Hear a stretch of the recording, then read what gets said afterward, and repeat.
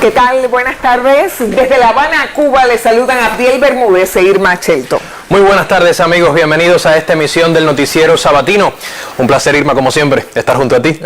Comencemos ya con los titulares de esta jornada. Desarrollan este fin de semana caravana mundial contra el bloqueo de Estados Unidos a Cuba. Se reportan 950 nuevos casos positivos a la COVID-19 en nuestro país, la cifra más alta en los últimos 15 días. Firman Cuba y Ecuador acuerdo de cooperación educativa. El presidente de la República de Cuba, Miguel Díaz-Canel Bermúdez, agradeció a todos los cubanos en la emigración y a los amigos de diversas nacionalidades que iniciaron hoy la caravana mundial contra el bloqueo de Estados Unidos a nuestro país. Durante este fin de semana, más de medio centenar de ciudades acogen acciones de solidaridad con la mayor de las Antillas. Solicitan al gobierno de Joe Biden que ponga fin a esta cruel e inhumana política que afecta sobre todo a las familias cubanas. La jornada contra el bloqueo, convocada a través del canal Europa por Cuba, inunda las redes sociales. Los recorridos atraviesan medio centenar de ciudades para exigir el fin de la hostilidad política y el cerco económico, financiero y comercial impuesto por Estados Unidos. El bloqueo de los Estados Unidos contra Cuba es el genocidio más largo de la historia y afecta a más de 11 millones de cubanos. Dificulta el acceso a recursos básicos, tecnologías y materias primas para los servicios públicos. Cumpliendo con las medidas higiénico-sanitarias dictadas en cada país para enfrentar la pandemia, integrantes de los movimientos de solidaridad realizan caravanas de autos y bicicletas, concentraciones, marchas y subida de montañas. Reclamamos la suspensión inmediata del lacerante bloqueo del gobierno americano hacia el pueblo cubano. ¡Viva la revolución cubana! ¡Patria o muerte venceremos! Desde aquí, con todo corazón y con fuerza de cubanos, estamos pidiendo por favor que se acabe ese bloqueo, no al bloqueo contra la isla de Cuba. Estoy aquí delante de la embajada, el consulado general en Belfast, el consulado general en Belfast, para entregar una carta en nombre de mis hijos, ciudadanos cubanos, en la que le pido al presidente Biden que levante el bloqueo. Desde Suiza, Bélgica, Finlandia, Reino Unido, Irlanda, Suecia, Francia, Alemania, Túnez, Namibia, Angola y otros tantos territorios, se hace sentir la voz de los cubanos que desde cualquier parte del mundo rechazan el bloqueo, principal obstáculo al desarrollo de la mayor de las Antillas. Resaltan las muestras de hermandad del archipiélago al mundo, especialmente en el contexto de la pandemia de COVID-19. Desde la nación caribeña llega el agradecimiento a quienes se suman a esta caravana mundial, expresión del reclamo de justicia que seguirá vigente mientras persista la política de Washington contra Cuba. Roxana Romero Rodríguez, Sistema Informativo de la Televisión Cubana. Por cierto, los amigos de Cuba en Rusia también participaron hoy en la caravana europea contra el bloqueo. Se realizó de una forma bastante singular. Se elevó al cielo un globo aerostático con la palabra comandante y una imagen del Che. La actividad fue organizada por el Comité Ruso para la Eliminación del Bloqueo y la Sociedad Rusa de Amistad con Cuba. Pese al persistente frío, nada impidió que en el cielo y en la tierra de Lenin el bloqueo fuera denunciado como una ilegal y genocida política estadounidense. Avanzamos con otros temas. Al cierre de la jornada de este viernes se diagnosticaron 950 nuevos casos positivos a la COVID-19 en nuestro país. Esa cifra de contagios es la más alta en los últimos 15 días, ya lo decíamos en nuestros titulares. En conferencia de prensa este sábado, el doctor Francisco Durán García, director nacional de epidemiología, se refirió al balance negativo durante esa jornada, pues se emitieron 850 altas clínicas, lo que evidencia lo complejo de la situación. La situación epidemiológica en La Habana continúa preocupante, pues de los 12 municipios que aportan las mayores tasas de incidencia, 11 pertenecen a la capital. Así lo informó en conferencia de prensa el doctor Francisco Durán García, director nacional de epidemiología. 11 de la provincia de La Habana y 1 de la provincia de Granma. Esto evidencia realmente la complicación que se ha producido en la provincia de Granma y la elevada transmisión que se mantiene en la provincia de La Habana, la cual, como se puede ver en su curva, no disminuye, sino que se mantiene elevada. Se diagnosticaron un total de 950 casos, de ellos 103 en edades pediátricas y 7 lactantes. Las provincias con mayores contagios son La Habana, Santiago de Cuba, Granma y Pinar del Río. Lamentablemente, una persona falleció como consecuencia de la COVID-19. El especialista informó además que se emitieron 850 altas clínicas, lo cual evidencia un balance negativo. 66 personas permanecen en las salas de terapia intensiva. Asimismo, reiteró la necesidad de cumplir con las medidas sanitarias. Hoy es necesario el distanciamiento, se habla de 1,5, de 2, las soluciones desinfectantes, proteger a los grupos más vulnerables. No me canso de repetir el tema de los niños, de los lactantes, de las personas que cumplimos más de 60 años y que realmente merecemos un cuidado especial dentro de la población. Solo en el mes de marzo se han confirmado más de 20.900 casos positivos y 90 personas fallecidas. En momentos en que cada vez es más cercano el proceso de vacunación masiva, se necesita mayor autorresponsabilidad. Lisbeth Penin Matos, Sistema Informativo de la Televisión Cubana. Más de 1.000 trabajadores del Instituto de Medicina Tropical Pedro Curí, el IPK, recibieron la primera dosis del candidato vacunal Soberana 02 como parte del estudio de intervención que se realiza en determinadas instituciones habaneras. El colectivo de ese centro forma parte del proceso investigativo que abarcará a unos 150.000 voluntarios con un elevado riesgo de infección. Desde inicios de la pandemia COVID-19, Cinti integra las tripulaciones que laboran en zona roja en el Instituto de Medicina Tropical Pedro Curí. Hoy recibe la primera dosis del candidato vacunal Soberana 02 como parte del estudio de intervención en subcohortes poblacionales de elevado riesgo de infección, enfermedad y dispersión de la pandemia. Es una tranquilidad muy grande y además es un orgullo porque es nuestra vacuna, o sea, una vacuna cubana surgida por la creación y conocimiento de científicos cubanos. Para la inmunización del colectivo se habilitaron 2 vacunatorios y 4 consultas médicas donde se cumplen con rigor los protocolos establecidos para la validación de los resultados científicos. Estar expuestos todo el tiempo a los trabajadores en la zona roja y en la atención a pacientes y tener la posibilidad ahora de recibir como una de las primeras instituciones el reconocimiento de recibir la vacunación es importante para nosotros. Científicos, personal médico y de servicio del IPK contribuirán a evaluar la eficacia del candidato vacunal en la prevención de la COVID-19. Vamos a tener protección con las vacunas, pero no podemos de ningún modo evitar continuar con las medidas de protección personal, el uso del nasobuco, el distanciamiento social, el lavado de las manos, porque hasta que no se alcance un nivel grande de protección, las medidas personales de protección van a ser siendo las que nos salven de la pandemia. El Instituto de Medicina Tropical Pedro Curí es uno de los centros de referencia para el análisis de muestras de pacientes sospechosos y el tratamiento de enfermos en estado grave y crítico a nivel nacional.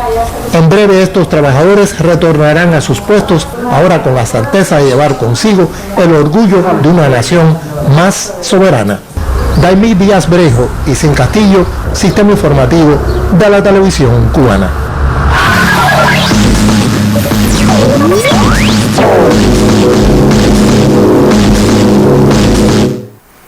Revisamos la actualidad internacional. 2 personas murieron y 8 resultaron heridas la noche del viernes en 2 tiroteos aparentemente relacionados entre sí en Virginia Beach, Estados Unidos. La acción ocurre en un momento en el que se ha reactivado el debate sobre el control de armas en ese país. De acuerdo con el Archivo de Violencia con Armas de Estados Unidos, el pasado año murieron más de 19,000 personas por el uso de las mismas, un récord en las últimas 2 décadas según datos de los Centros para el Control y la Prevención de Enfermedades. Por tiroteos masivos, el año pasado fallecieron 611 personas y por asesinatos en masa, otras 21. También se sobrepasa el millar de fallecidos por el uso de armas de fuego en defensa propia. Y China impuso sanciones contra 3 individuos y una entidad de Estados Unidos y Canadá en respuesta a las restricciones de Washington y Ottawa por discrepancias sobre los derechos humanos de la población de Xinjiang. Un portavoz del Ministerio de Asuntos Exteriores chino informó este sábado que las sanciones afectarán al presidente y al vicepresidente de la Comisión de Estados Unidos sobre Libertad Religiosa Internacional, así como a un miembro del Parlamento canadiense. El gobierno chino instó a detener la manipulación política respecto a los asuntos relacionados con Xinjiang y la minoría musulmana uigur y a dejar de interferir en los asuntos internos de China. Y por estos días ha sido noticia que el portacontenedores Ever Given continúa encallado en el canal de Suez, bloqueando el tránsito a más de 200 buques que transportan desde alimentos hasta petróleo y gas y que desde el pasado martes están atascados en ambos extremos de esa importante vía marítima. Este sábado continuaron los esfuerzos por reflotar el Ever Given. Se prevé que para liberarlo deban ser removidos hasta 20,000 metros cúbicos de arena, entre otras acciones, por supuesto. Cada día que pasa tiene un alto costo económico para empresas y países cuyo comercio se afecta por el estancamiento. Ahora bien, se trata solo de un embotellamiento marítimo. ¿Qué realidades pone en evidencia un hecho tan inesperado como ese? Con el análisis, la colega Jennifer Zubizarreta. Buenas tardes, Jennifer. Buenas tardes, así es. Continúa bloqueado uno de los principales pasos marítimos del mundo para el transporte de mercancías. Y no tuvo nada que ver con un conflicto como pudiera esperarse en una zona conocida por ser daño colateral en más de uno, como ocurrió en los años 70 cuando el canal solo se reabrió después de la guerra del Yom Kippur. Ahora la razón del bloqueo fue puro accidente. Sucedió al encallar un portacontenedores de 400 metros de longitud por la combinación de fuertes vientos y una tormenta de arena. Han pasado décadas, pero algo no varía en esa parte del mundo. Sea azar o decisión, cuando se bloquee el canal de Suez, no hay tecnología del siglo XXI que logre el milagro de hacerlo transitable todo lo rápido que quisieran las navieras que, estancadas de un lado y otro del canal, pierden dinero por minuto. Curiosamente, la solución práctica para quienes quedaron fuera de la infraestructura sin poder avanzar sigue siendo la misma que en los años 70 y más atrás en el tiempo: tomar el camino largo y bordear el continente africano, pasando por el Cabo de Buena Esperanza, lo que obviamente implica más tiempo y recursos. La operación suma casi 9,000 kilómetros, así que tuvo que encallar una verdadera mole como el Ever Given y anunciar la empresa encargada de la operación de reflote que podrían transcurrir días o incluso semanas antes de dar por concluido este problema, para que muchos se pregunten cómo en la actualidad, estando fuera de juego una ruta comercial importante para Europa, Asia y Medio Oriente, por la que pasa el 12% del comercio marítimo internacional, todavía el plan B sea algo muy parecido a un bojeo a África. Es uno de esos hechos que ayudan a ver lo curioso en las dinámicas del mundo, pero también las debilidades a las que está expuesto el esquema económico globalizado, tremendamente susceptible a sufrir impactos profundos por acción de un virus microscópico, una disputa comercial entre potencias, los efectos del estrés de los mercados o los costos que agrega una eventualidad. Gran parte de las mercancías que se mueven viajan por mar. El año pasado, los flujos del petróleo a través del canal de productos Summit representaron alrededor del 9% del total de petróleo comercializado a nivel mundial por tránsito marítimo. Un cuello de botella en ese punto basta para que las implicaciones vayan más allá de Egipto, para el cual el canal garantiza una fuente clave de divisas. El valor aproximado de las mercancías que circulan en un día a través de esa ruta ronda los 9.500 millones de dólares. Pero si lo pensamos, mayor no está en los problemas que genere un hecho aislado. El canal de Suez une al Mar Rojo con el Mar Mediterráneo y las acciones terroristas son recurrentes en países bañados por las aguas de este último. Cerca, en el Sahel, varios estados sufren constante inestabilidad, lo que permite la expansión de grupos terroristas y bandas criminales que han establecido rutas de tráfico ilegal de sustancias, armas y personas.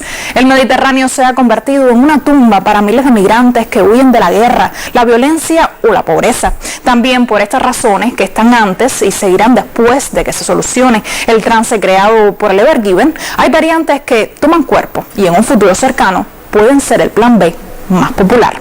Algunos lo ven como la competencia, pero lo cierto es que se abren nuevas vías comerciales. Rusia promueve el desarrollo de la ruta marítima del norte con el deshielo de los casquetes polares que se derriten a una velocidad sin precedentes. Navegar a través del Ártico es más rápido, sencillo, estable y más barato, por lo que se espera que en los próximos años el tráfico por esa ruta aumente exponencialmente.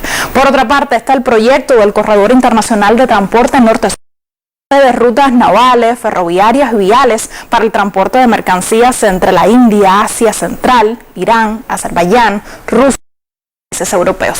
Ya lo ve, hasta eventos curiosos pueden dar el pretexto para ponerse a pensar qué pasaría si o qué ya está sucediendo. En estos terrenos no hay cuentas exactas. Así terminamos. Buenas tardes.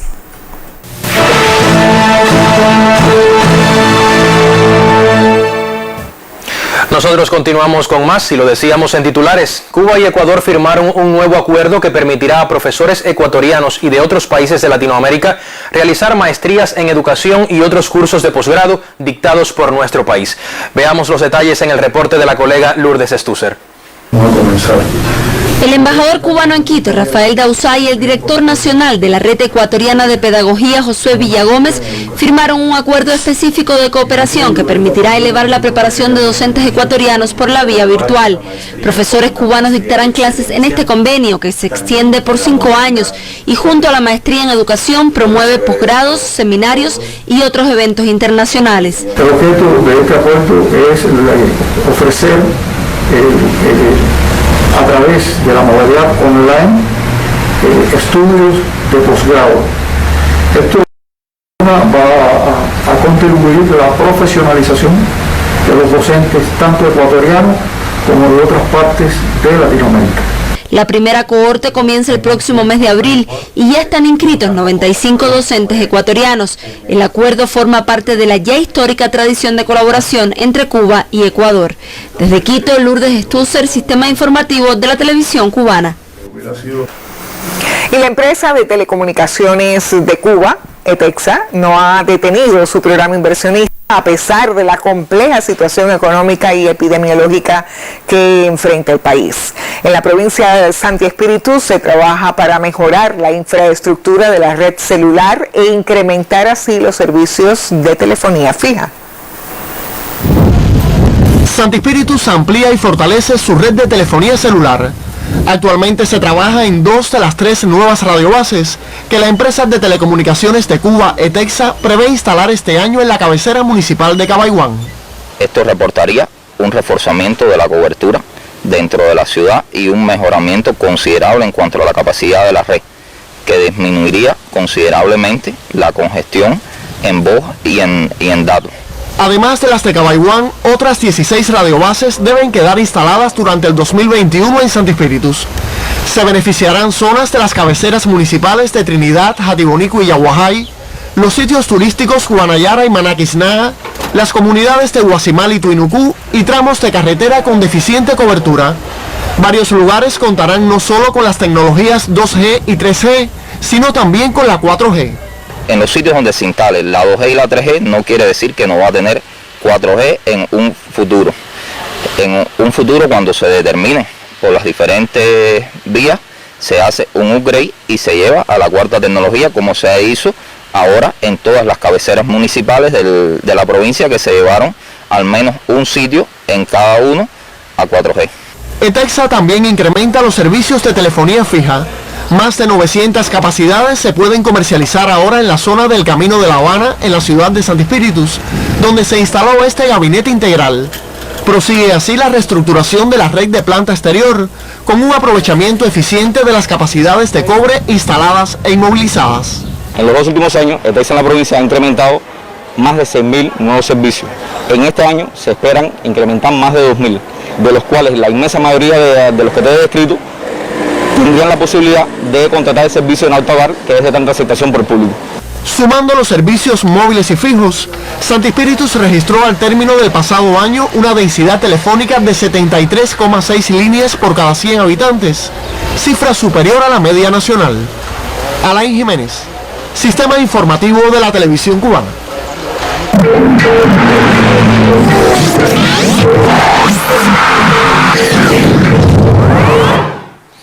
Y ya se anuncian los deportes en víspera de 2 eventos que atrapan la atención del público. Iniciará mañana la final del béisbol cubano entre Matanzas y Granma y tendrá lugar el segundo juego de la eliminatoria mundialista en el fútbol entre Cuba y Curazao. Por eso le pregunto a mi colega Andy Luis Leal quiénes son los favoritos para esos cotejos, Andy, al menos los tuyos, por supuesto. Bueno, Adiel, en la Serie Nacional creo que estaremos ante la final más pareja de los últimos años. Ahí no me aventuro a dar un favorito entre el campeón Matanzas y el retador Granma, un equipo muy poderoso. Y en el fútbol sí, Curazao sin duda es favorito, pero Cuba tiene una ilusión muy grande para este partido y esperemos dar la sorpresa. Bueno, veremos qué pasa entonces en ambos cotejos. Yo no te pregunto más, ya veremos si se cumplen o no los posibles vaticinios de muchos. Adelante con los deportes en este noticiero sabatino. Reitero las buenas tardes. En efecto, actualidad deportiva al mediodía. Los alazanes de Granma desafían el reinado de los cocodrilos de Matanzas en la Serie Nacional de Béisbol, cuando mañana inicia la gran final en la burbuja del estadio José Antonio Huelga de Santi Espíritus. Los granmenses siempre han derrotado a los matanceros en playoff, pero esta vez no solo está en juego el invicto, sino el título de Cuba. Nuestro compañero Aurelio Prieto está allí y conversó con el manager de los alazanes, Carlos Martí. Adelante, Aurelio. Los alazanes de Carlos Martí ya están aquí en el estadio José Antonio Huelga, sede de la gran final a partir de mañana. ¿Cómo llega Granma a esta final? Bueno, yo puedo decirte que la de Granma tuvo una semana para prepararse después de la situación que todo el mundo sabe. Pero bueno, tratamos de aprovechar al máximo esta semana. Inclusive tuvimos juegos entre nosotros, juegos de 5 o 6 innings, para que los pitchers vean bateadores y viceversa. Creo que de acuerdo a la situación, pues vamos a salir mañana frente a un equipo que todo el mundo sabe que es el campeón nacional, un equipo que tiene una gran calidad, pero el equipo nuestro va a salir con toda la mentalidad positiva, de acuerdo a la situación que han pasado, pero con el objetivo fundamental de luchar por el campeonato. ¿Qué alineación presentará para este primer juego el equipo de Granma? Sí, la alineación, la que hemos mantenido casi todo el campeonato y nos plegó. Joel Santos será el jardinero central, Abreu tercera base, Raico Santos será Lefil, Carlos Benítez, Guillermo Avilés, Iván Prieto. Nos queda ahí una duda, entonces si el pitcher debe ser zurdo, entonces pondríamos bateador derecho en el turno designado. Y después Milián y Ariqueme Sánchez jardinero. Lázaro Blanco va a ser lanzado a Abreu. ¿Dos bajas tienen ustedes? Sí, tenemos a Kelly Rodríguez y a Lázaro Cedeño, 2 bajas sensibles, pero bueno, hay que suplirla con los elementos que nos quedan aquí. Pues suerte y que gane el mejor. Ustedes manténganse informados. Fue Carlos Martí aquí para el noticiero del mediodía, pero por la noche en el Estelar tendrán declaraciones del director técnico Armando Ferrer para conocer sobre los cocodrilos. Muchas gracias, Aurelio. Bueno, te esperamos esta noche en la emisión estelar con la última hora del equipo de Matanzas que entrena esta tarde allí en el Huelga. Hasta entonces. Ahora continuamos con la acción de los cubanos en la segunda jornada del béisbol japonés. Alfredo Despaigne y Yuribel Gracial impulsaron una carrera cada uno para que los halcones de SoftBank remontaran frente a los marinos de Chivalot. Los campeones defensores dejaron tendidos en el terreno a sus rivales 3-2 con hits impulsores decisivos de los cubanos. Despaigne conectó un doble y un sencillo en 4 turnos, mientras que Gracial también batió de 4-2. Por los derrotados, Leonis Martín se fue de 5-1. En otros de los juegos de la jornada, Dayan Viciedo conectó un imparable y remolcó la única carrera de los Dragones de Chunichi, que cayeron 4-1 ante las carpas de Hiroshima. Y otro de los cubanos que militan en los Dragones es el receptor Ariel Martínez, quien desde la Tierra del Sol naciente ha estado pendiente de sus compañeros de equipo en Matanzas que buscan revalidar la corona de la Serie Nacional. Próximamente, el próximo domingo, comienza una final que sin duda con dos excelentes equipos, el campeón del último año y un equipo de Granma que fue campeón recientemente 2 años consecutivos. Un equipo muy bueno, un equipo que tiene un excelente director, tiene un excelente entrenador, tiene excelentes bateadores, excelentes pitchers, un equipo muy completo, un equipo que ya tiene mucha experiencia y creo que va a ser una final muy bonita, una final muy emocionante, una final que va a ser bien cerrada, cada partido va a ser bien disputado. Pienso que tanto los jugadores de Matanza como la Sana de Granma van a dar un buen espectáculo.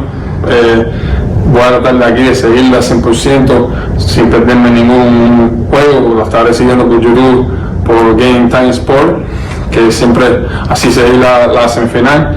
Voy a estar apoyando mis cocodrilos, pero sabiendo que tienen una difícil tarea contra el equipo muy bien y nada, que ganen mejor. Ahora sí, entramos a analizar el otro partido que tendrá toda Cuba pendiente. El segundo juego de las eliminatorias mundialistas de la selección nacional, este domingo contra Curazao. Para el duelo, el entrenador Paulo Elier Sánchez tendrá que suplir la baja por sanción del mediocentro Karel Espino. Sánchez dijo en declaraciones a la prensa que piensa en situar como pivote al polivalente defensor Yosel Piedra, mientras que su puesto en el centro de la saga lo ocuparía el joven Sandro Cutiño. El resto del equipo sería el mismo, con Arichel Hernández dando salida, Paradela y Onel Hernández como estandartes por las bandas y arriba la dupla atacante. Enfrente estará un rival superior, número 76 del ranking FIFA por el 180 de Cuba y que además goleó 5-0 en su primer partido.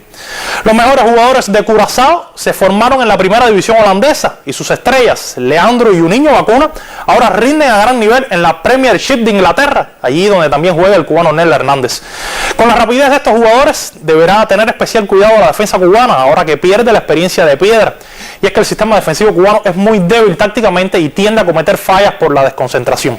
Ya Guatemala lo penalizó y contra un rival del nivel de Curazao esto sería imperdonable, más si enfrente está un entrenador de clase mundial como Gus Hiddink, con la experiencia de dirigir al Real Madrid, al Chelsea y también los cuartos lugares en mundiales de Holanda en 1998 y Corea en 2002.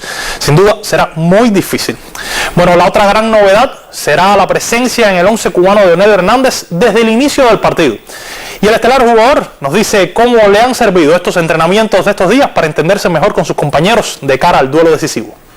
Cuando venía yo estaba también un poquito nervioso porque yo no podía hablar muy bien español, pero ahora es muy bueno por mí porque todos los días estamos hablando, cuando desayunamos, cuando estamos en el campo. Por mí ahora eso viene muy bien y ellos son todo gente con buenos corazones y me ayudaron en todas las cosas que yo puedo entender y por eso muchas gracias a ellos también.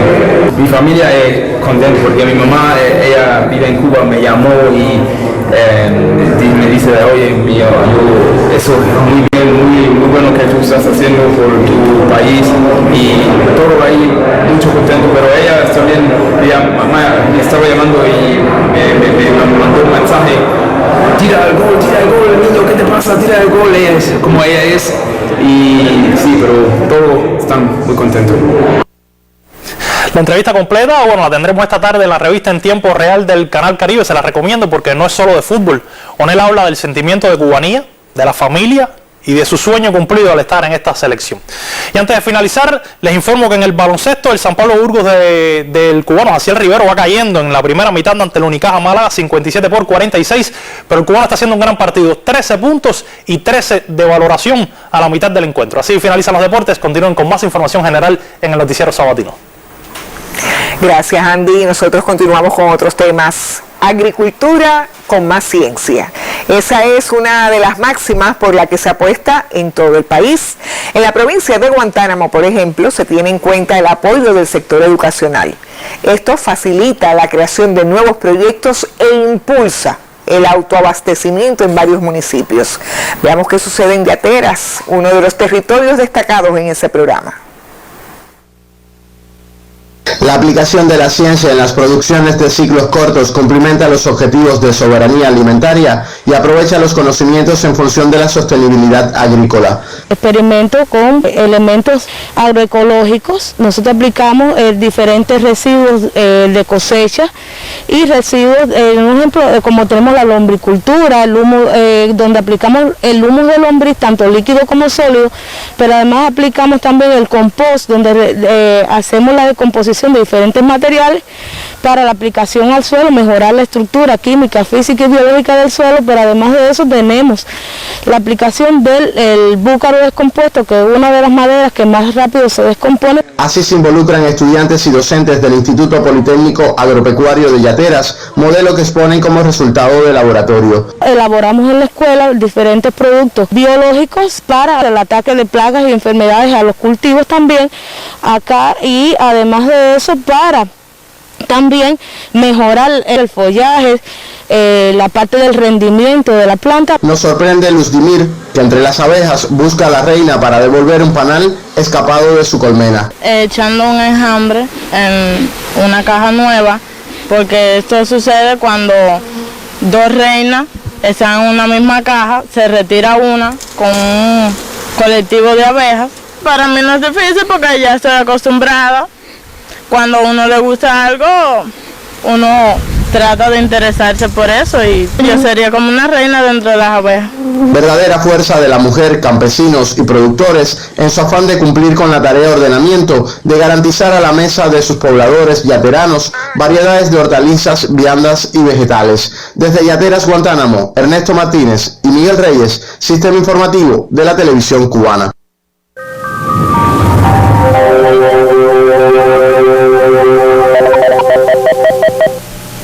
Hola, ¿qué tal? Muy buenas tardes. Han cambiado muy poco las condiciones meteorológicas sobre el territorio nacional. Llueve muy poco y la temperatura continúa en ascenso. Llegó a 36 grados la temperatura máxima ayer en Hawái, Grandes Matanzas. Fíjense que las temperaturas más elevadas se registran hacia el occidente del país, mucho más fresco el oriente, que recibe un viento de región este, con algunos nublados en zonas de la costa norte, pero no llueve. Es muy baja la probabilidad de lluvia para las próximas horas y mañana. Así que, mis amigos, en el pronóstico para esta tarde, cielo parcialmente nublado, ocasionalmente nublado en alguna localidad del interior del territorio nacional, pero con muy baja probabilidad de lluvia. En la noche, disminución de los nublados en todo el territorio nacional. Fíjense que la probabilidad de lluvia continuará siendo baja. Temperaturas máximas hoy con valores en el entorno de 32 y hasta 34 grados en casi todo el territorio nacional, superiores en la provincia de Granma, donde llegará hasta 35 grados. En cuanto a la noche, bueno, las temperaturas también en ascenso, valores desde 23 hasta 25 grados Celsius en el occidente. El centro del país puede llegar hasta 26 grados en Santiago de Cuba. Los vientos soplan del este al sudeste en el occidente, velocidades de hasta 25 kilómetros por hora en el resto del territorio nacional, con velocidades entre 15 y 30 kilómetros por hora soplando del nordeste al este. Por eso tenemos marejada en el litoral norteoriental, oleaje en la suroriental y poco oleaje en el resto de los litorales. En resumen, mis amigos, vamos a tener un fin de semana con muy poca lluvia y temperaturas en ascenso. Les deseo a todos que tengan una tarde muy feliz, que se cuiden este fin de semana y hasta mañana.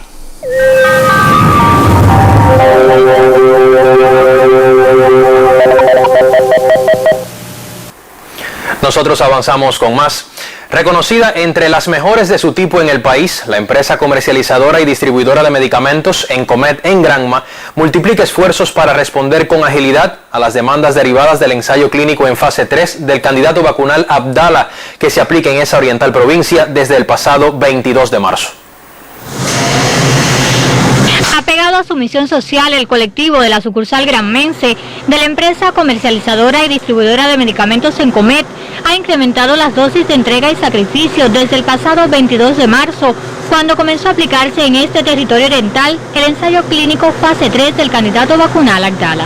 Esta OEB, reconocida entre las mejores de su tipo en el país, posee la infraestructura necesaria para garantizar la eficacia en los procesos de conservación y distribución del inmunógeno cubano contra el SARS-CoV-2. Nosotros tenemos la condición de almacenamiento, poseemos la logística técnica, el vehículo tenemos los medios de transporte, es decir, las herramientas adecuadas, como son las cajas isotérmicas. Poseemos además los iPads que conservan la temperatura. Para Abdala, para el ensayo clínico de Abdala, pues entonces nos sometimos a una rigurosa preparación con respecto a cómo íbamos a hacer la logística, cómo íbamos a llegar a las unidades, cómo íbamos a manipular todo este producto. Arduo es el trabajo que se realiza en función del ensayo clínico en esta entidad, que tiene entre sus fortalezas el diseño de un sistema integral para el manejo de la cadena de frío, acorde a las buenas prácticas de almacenamiento y distribución. Trabajamos con procedimientos normativos y con la regulación 11 del 2012 del CENME. Hacemos varias acciones para lograr un sistema adecuado de estos productos termosensibles. Monitoreamos la temperatura minuto a minuto con los instrumentos meteorológicos. Ellos están certificados por la Oficina Territorial de Normalización. Conscientes de la importancia de su labor, largas jornadas protagonizan acá sin ceder espacio al cansancio. Los hombres y mujeres de Encomet Granma garantizan que Abdala llegue en tiempo y con la calidad requerida al Centro Médico Ambulatorio de Bayamo, donde se aplica el candidato vacunal a los voluntarios incluidos en este estudio. En Granma, Darelia Díaz Herrero, Sistema Informativo de la Televisión Cubana. El Centro de Ingeniería Genética y Biotecnología y el Centro de Inmunensayo, ambos de Cuba, garantizan el desarrollo del programa del Buen Vivir para el diabético en la República Bolivariana de Venezuela. Una angióloga de la provincia de Santi Espíritus, con una labor destacada en esa hermana nación, realiza importantes contribuciones a esa iniciativa. Vamos a ver el reporte de nuestros corresponsales en Caracas.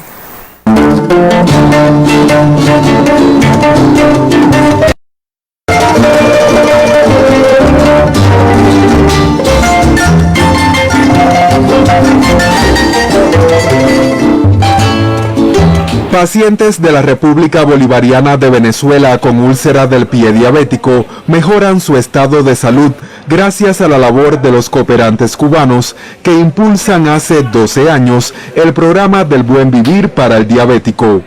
Entre ellos está la doctora Yailin Ríos Caballero, especialista en angiología y cirugía vascular, quien ofrece sus conocimientos en esta tierra suramericana. En noviembre del 2017 pues llegamos entonces acá a Venezuela y ya en el año 2018 se me dio la responsabilidad de ser la angióloga del estado Zulia, específicamente en Maracaibo estuve durante un año. Allí fue todo un reto atender un número importante de pacientes, apoyado siempre en la asesoría y capacitación a todo el personal venezolano que trabajó a nuestro lado. Y todos los pacientes fueron atendidos de forma integral.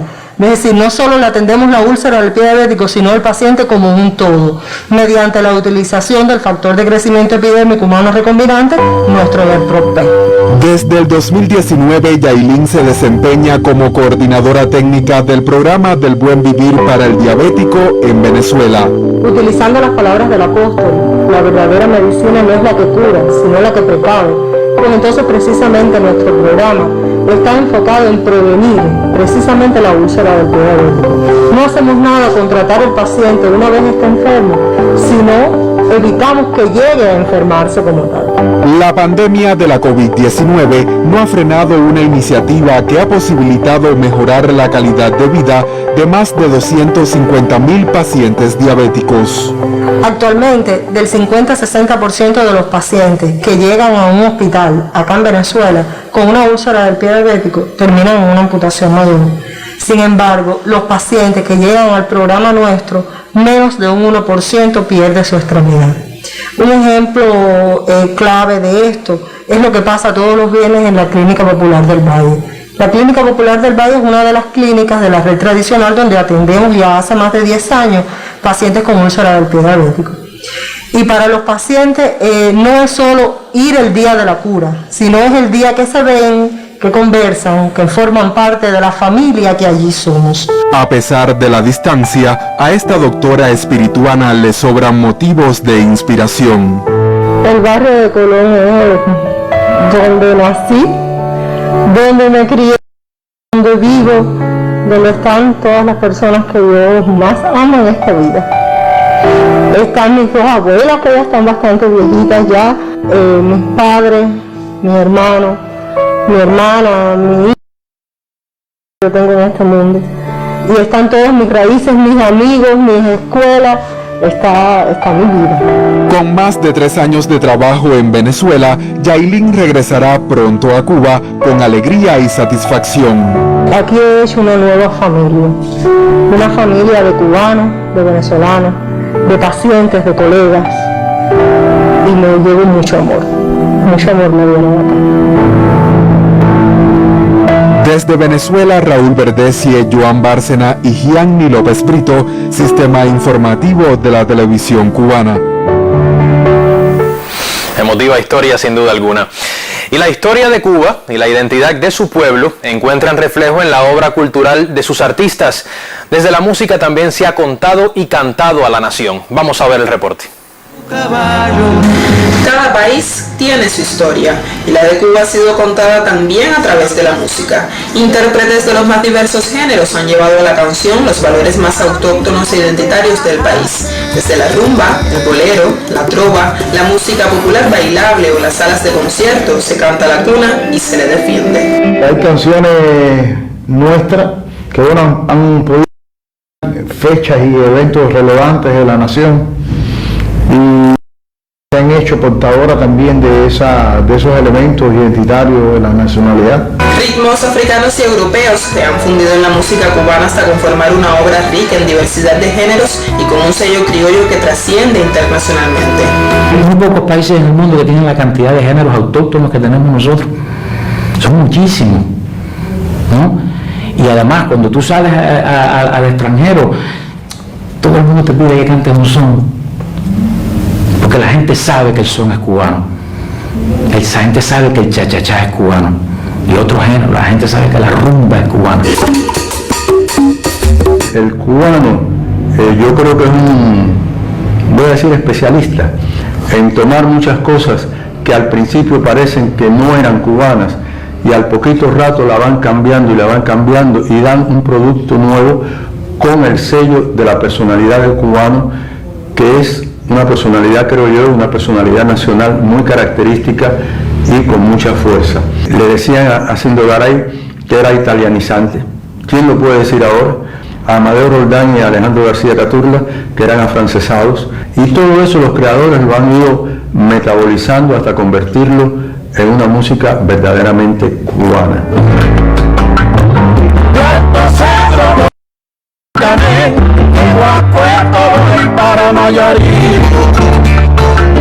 Toda la trova cubana está ceñida a una tradición muy pura de cubanía, de nacionalidad, de amor a la patria, de amor a la belleza, a lo noble, a lo bueno. La trova, desde que surgió, viene ya engalanada con todos esos valores. La Unión de Escritores y Artistas de Cuba ha sido en sus ya 60 años de funcionamiento un espacio de confluencia para los creadores de diversas generaciones y tendencias musicales. Yo que llegué siendo un jovencito treintañero a esta organización, te puedo decir que aquí he aprendido el ejercicio del debate, he podido palpar y vivir las relaciones entre las manifestaciones artísticas. Hemos tenido mucho intercambio, ahora se habla mucho de debate, ha sido una vida de debates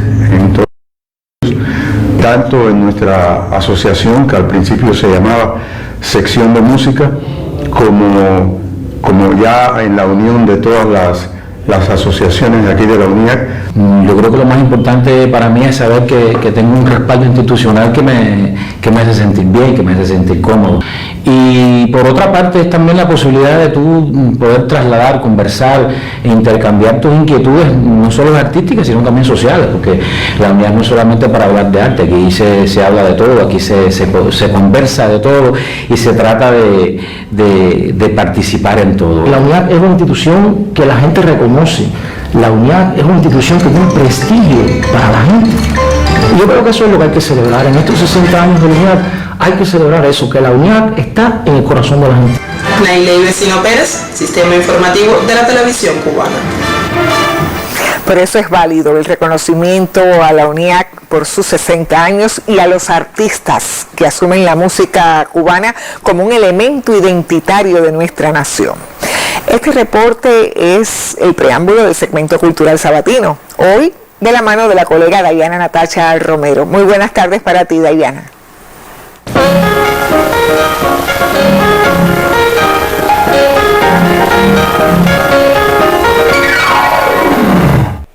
Buenas tardes para ustedes, también para quienes a esta hora nos acompañan. Así es, Cuba ha sido contada también desde el arte de las tablas, una manifestación que con mirada aguda ha descrito a lo largo de los años la realidad del país. Este 27 de marzo el Teatro Mundial está de cumpleaños y también lo celebramos desde la mayor de las Antillas. Víspera de la fecha, el Consejo Nacional de las Artes Escénicas concedió el Premio Nacional de Teatro 2021 al actor y director santiaguero Dagoberto Gainza. El Quijote Cultural, como se le definió recientemente, agradeció el reconocimiento. Dagoberto Gainza ha dedicado más de 50 años al arte de las tablas. En el corazón y en esta suerte de historia de una vida de más de 50 años dedicados al arte, hace tiempo se reservaba un espacio para este premio.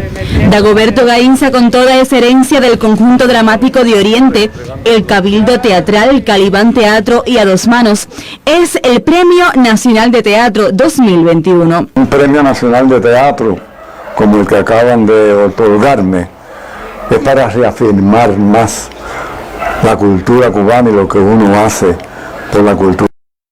Con sus 81 años es un actor en activo, es una de las almas del grupo A Dos Manos junto a su esposa Nancy Campos. El Santiago Apóstol de la ciudad héroe, el Quijote Cultural, cumple con un sueño que consiguió con sudor, técnica, esperanza, proyectos y días y noches entre ensayos, guiones y puestas en escena. Es el reconocimiento al mérito, el reconocimiento a tantos años de esfuerzo, tantos años de sacrificio y también a la virtud que tiene la cultura santiaguera. Yo quiero dedicar este premio a dos personas. En primer lugar a mi madre, ya fallecida, que nos supo dirigir, inculcar por el arte en el buen sentido de la palabra. Y mi otro reconocimiento es a Nancy Campos, mi esposa, que ha sabido defender junto conmigo la manifestación teatral. Confesó de verse para siempre el teatro. Su rostro, aún sin maquillaje, es un personaje con fibras y latidos de las tablas. Volveremos a verle desde un estreno o recitando bocadillos de clásicos. Qué suerte poder nombrarle Dagoberto o Viejo Pánico. Qué oportuno este premio que le entrega el teatro cual cubano común, con las manos, gestos y sonrisa de toda Cuba.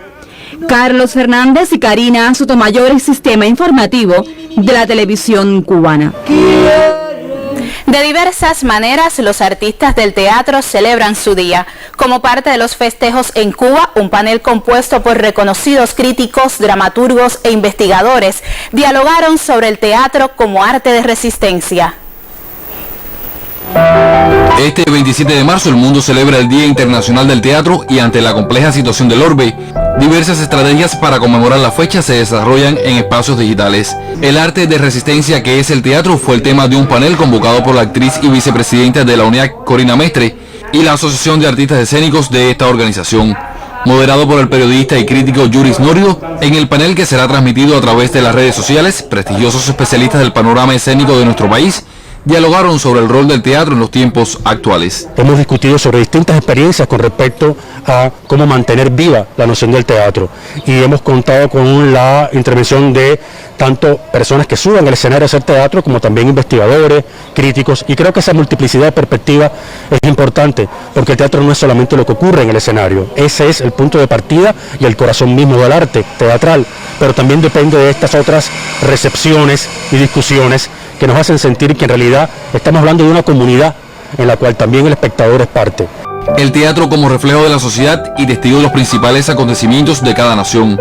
Un arte que se reinventa y crea estrategias de supervivencia ante la crisis mundial y el cierre de sus escenarios. una expresión de la cultura que se resiste y fortalece, se reinventa y crece para permanecer en los escenarios de las múltiples culturas del mundo. Daniel González Cabello, Sistema Informativo de la Televisión Cubana. La jornada por el Día del Libro Cubano se desarrolla de manera virtual hasta el 31 de marzo. Este sábado tienen lugar las presentaciones en vivo de 20 años del portal Cuba Literaria, promoción de novedades con José David Curbelo, mientras el sábado del libro presenta el título Agua de Paraíso de Alberto Marrero. A las 2 de la tarde llega la colección Alfabeto del Mundo y a las 3 la charla con Reinaldo González. El evento, convocado por el Instituto Cubano del Libro, la Unión de Escritores y Artistas de Cuba y la Asociación Hermanos Saiz, está dedicado al aniversario 60 de Palabras a los Intelectuales, la campaña de alfabetización y el centenario de Cintio Vitier. Finalizan así las notas culturales. Tenga usted una excelente jornada, un excelente fin de semana y continúe hasta el final. Buenas tardes. Igual para ti, Dayana. El 26 de marzo de 1959, apenas 3 meses del triunfo de la revolución, 3 meses después del triunfo de la revolución, se crearon los órganos de seguridad del Estado de Cuba, lo cual constituyó una etapa superior en la batalla por la defensa de la patria. Este noticiero les propone acercarnos hoy a la historia de Raúl Antonio Capote, un ex agente de la seguridad del Estado que se infiltró en la CIA para descubrir los planes enemigos contra Cuba. Su historia refleja la de muchos otros que penetraron organizaciones terroristas para salvaguardar las conquistas y también la vida de nuestro pueblo.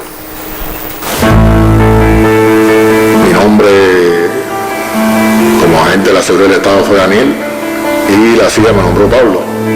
Fueron esas las primeras palabras con las que Raúl Antonio Capote comenzó a contarnos una historia marcada sobre todo por el silencio. Nosotros teníamos toda la mística que tenía la seguridad del Estado. O sea, mi generación creció en medio de toda esa batalla. Nosotros somos hijos de la revolución, nacimos después del triunfo y crecimos viendo todo, conociendo toda esta historia de lucha de la seguridad del Estado cubano y el papel que el pueblo jugaba en ese enfrentamiento. Y para mí tuvo mucha importancia, siempre lo digo, lo que hizo la televisión en esa época. Yo recuerdo siempre la historia de David, Silencio tiene que ser, Julito el Pescador, que nos puso mucho más cerca humanamente de mucha de esa gente. Ya era profesor cuando Capote aceptó el que quizás sea el desafío más grande de su vida y no olvida las raíces de aquella decisión. Yo siempre guardo con muchísimo, podemos decir, respeto, cariño, admiración a los compañeros de la denuncia del 87. ¿sí? Y uno conoce a esa gente sencilla, de pueblo, que logró penetrar la CIA hasta niveles fabulosos.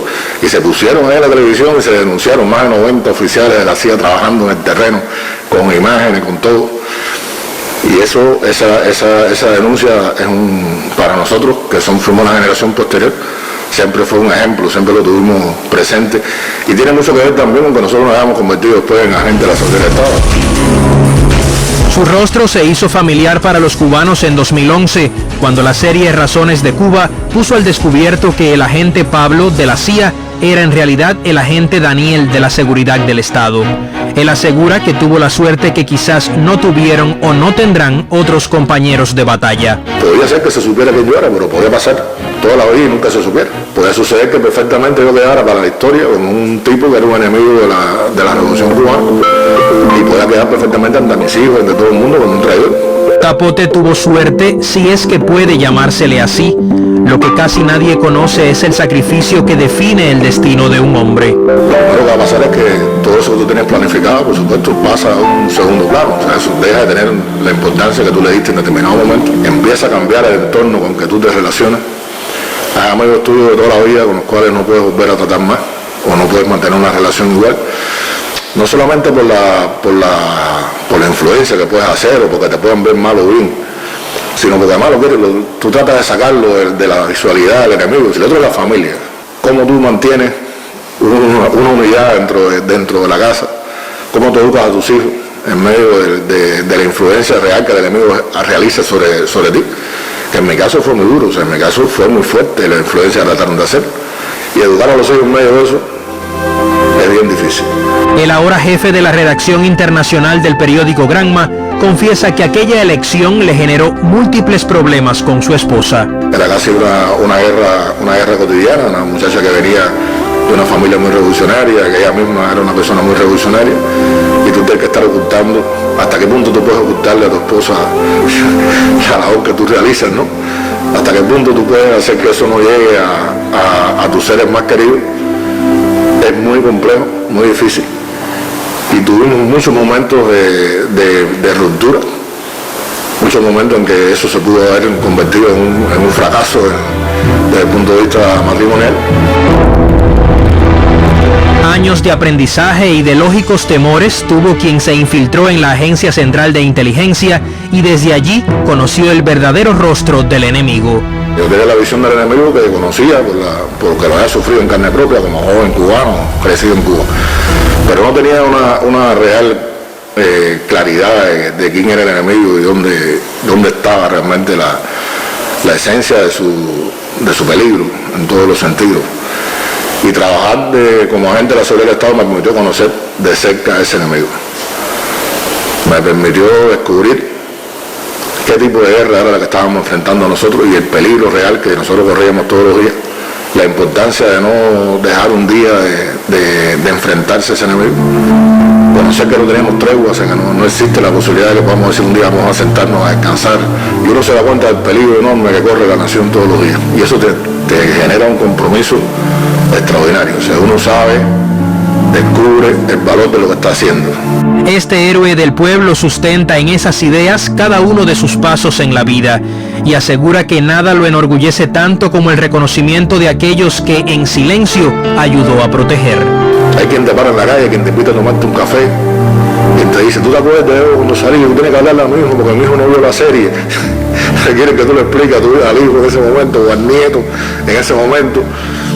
No te puedo decir la cantidad de muchachos que se llaman Daniel. O sea, caramba, eso es extraordinario en todos los sentidos y te genera un compromiso en el cual tú tienes que decir, bueno, esto no ha terminado. Te obliga de la mejor manera posible a continuar luchando todos los días, a dar batalla todos los días y a seguir enfrentando al enemigo desde la posición que uno tiene ahora, que es a cara descubierta, que es bien diferente. Para la despedida, Capote nos regala una frase de Fidel que resume el valor de este ejército de hombres y mujeres entregados a la defensa de la patria. Y es una frase de Fidel extraordinaria. O sea, la gente de la seguridad del Estado hace renuncia a lo más grande que un ser humano tiene, que es la renuncia aparente del honor. Y ese humanismo de Fidel está presente. Hoy también sigue siendo parte del legado que acompaña hoy a la seguridad del Estado y al Ministerio del Interior en general. Manuel Alejandro Reyes y Abdiel Bermúdez Bermúdez, Sistema Informativo de la Televisión Cubana.